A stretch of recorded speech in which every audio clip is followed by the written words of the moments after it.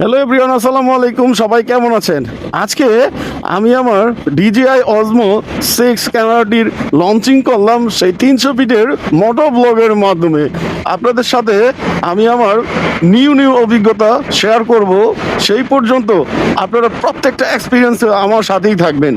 আমি আপনাদের সাথে এই অজমোর জার্নিটা আপনাদের সাথে ইনশাল্লাহ সামনে ভালো ভালো কিছু উপহার দিব। আপনারা সেই পর্যন্ত আমার সাথে কিন্তু কানেক্ট হয়ে থাকবেন।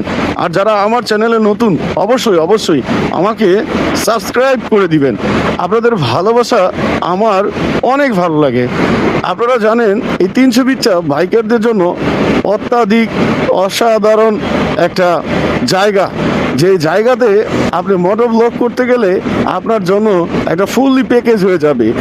এই 300 ফিট প্রত্যেকটা বাইকারের জন্য একটা মানে কি বলে স্বর্গের মতো। তো সেই স্বর্গেতে আমি অ্যাকশন 6 ক্যামেরাটি আমি যেহেতু নিয়েছি, এখন থেকে আপনাদের সাথে চেষ্টা করব রেগুলারলি ব্লগ আপলোড করার জন্য। আপনারা যদি আমার সাথে রেগুলারলি কানেক্টেড থাকেন, আমি আমার নতুন ঘটে যাওয়া এক্সপিরিয়েন্সগুলো আপনাদের সাথে শেয়ার করব। আপনারা আমার ব্লগের আপডেট পাওয়ার জন্য সবসময় আপনার বেল আইকন বাটনটি প্রেস করে রাখুন।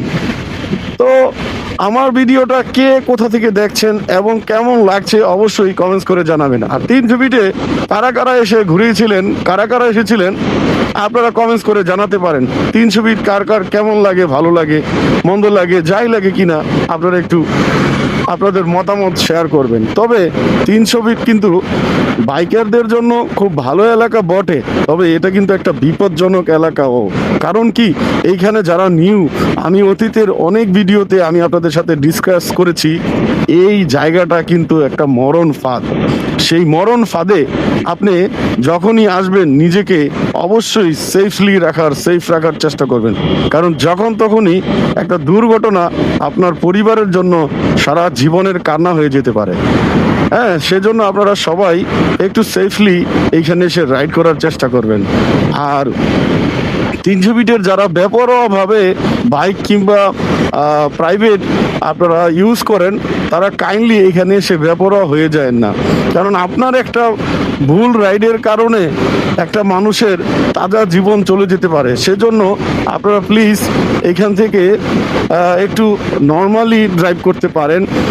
আপনার এই যে রাশ ড্রাইভ, এটা কিন্তু আরেকজনের বিরক্তির কারণ হয়ে দাঁড়াতে পারে, তো সেটা করবেন না। আর 300 ফিটের বৈশিষ্ট্য কি বলবো আপনাদেরকে, দেখতেই পাচ্ছেন কি সুন্দর ভিউ, আকাশ একদম ক্লিয়ার, খুবই সুন্দর একটা ভিউ। এই ভিউয়ের মধ্যে আসলে মন রোমান্টিক হয়ে যায়। আর 300 ফিটের বাতাস, ও মাই গড, একেবারে খোলা চুল থাকলে পাশে বসিয়ে ঘুরলে আপনার কাছে মনে হবে এক অন্যরকম জগতে চলে এসেছেন। আর 300 ফিটটার নাম আপনারা জানেনই, এটা কিন্তু 300 ফিট নাম নয়, এটা হচ্ছে জুলাই 36 এক্সপ্রেস, জুলাই 36 এক্সপ্রেস। হ্যাঁ, জুলাইয়ের নামকরণের, জুলাইয়ের স্মৃতিচরণে আর কি এই নামটা এখানে দেওয়া হয়েছে। আজকে 15ই আগস্ট আপনাদের সাথে কানেক্টেড হয়েছি আমার নতুন DJI ক্যামেরাটা দিয়ে। আসলে এই DJI ক্যামেরার বর্ণনা আপনাদের সাথে এই স্বল্প জার্নিতে শেষ করতে পারবো না। আমি আপনাদের সাথে আমার নতুন অভিজ্ঞতা এইখানে শেয়ার করব। আপনারা কিন্তু আমার সাথে থাকবেন। আপনাদের কাছে আমি অনুরোধ করব, আপনারা সবসময় আমাকে ভালোবাসা দিবেন, সবসময় পাশে থাকবেন। আসলে এটা আমার দীর্ঘদিনের একটা শখ ছিল, আমি একটা অ্যাকশন ক্যামেরা কিনবো, যেটা দিয়ে অনেক বড় মোটো ব্লগাররা খুব সুন্দর ব্লগ বানায়। আসলে আমি তাদের মতন জায়গায় পৌঁছাতে পারবো কিনা জানি না, তবে আমি আমার জায়গা থেকে লিটল ট্রাই করে যাচ্ছি। যেমন ধরেন, আমার অনেকেরই ব্লগ ভালো লাগে, সানিগিরি, গিয়ার এক্স, তারপরে মোটো ব্লগার, তারপরে ফিরোজ হাসান, তারপরে আমরাও মানুষ, তারপরে অনেক মানে মোটর ব্লগার আছে, যাদের নাম বর্তমানে আমার কাছে মনে পড়ছে না ইনস্ট্যান্টলি। তবে বাংলাদেশের টপ 10 যারা মোটর ব্লগার, তাদের কিন্তু ব্লগ আমার কাছে অসাধারণ লাগে। আর এই যে 300 ফিটের পরেই এইখানে নেংটার মাজার রুটে যেটা সুন্দর প্রাকৃতিক এবং ন্যাচারাল খাবার, যারা শাকসবজি, মাছ, মাংস পছন্দ করেন, কলা, এগুলা কিন্তু এখানে পাওয়া যায়। এইখানে আপনারা মানে এসে ক্রয় করতে পারেন। আপনারা নিজেদের পছন্দের মতন কাঁচা বাজার করতে পারেন, একটা গ্রামীণ ফিল পাবেন।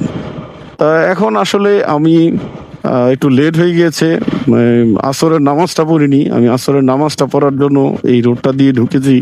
আসরের নামাজটা আমি পড়ে নিব, কিছুক্ষণ পরেই আবার মাগরিব শুরু হয়ে যাবে। যেহেতু আসর পড়া হয়নি, আগে আমি আসরটা সেরে নিই।